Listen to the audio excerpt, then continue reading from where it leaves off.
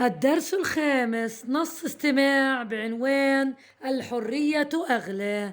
كان أحمد يستمتع بغناء البلبل كل صباح، وفي يوم من الأيام فكر أحمد في صيد البلبل، فجهز لذلك فخا تحت الشجرة.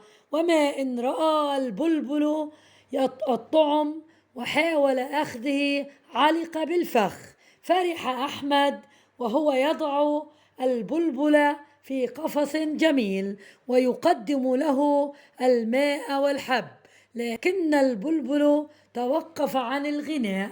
حزن أحمد وسأل والده: لماذا سكت البلبل عن الغناء يا والدي؟ قال الوالد: لأنك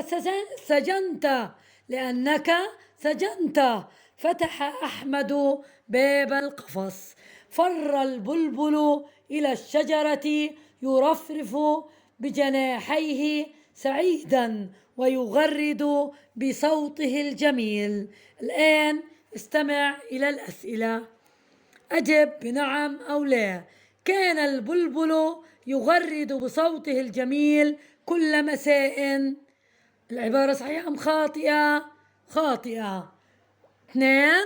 وضع أحمد البلبل بعد صيده في قفص جميل. العبارة صحيحة. 3. فرح أحمد لأن البلبل توقف عن الغناء. العبارة خاطئة. حزن أحمد.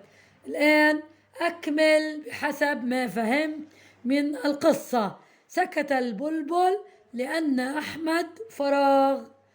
أحمد حبسه. 2.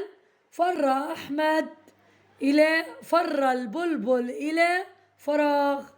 إلى أين فر البلبل؟ إلى الشجرة يرفرف بجناحيه سعيدا.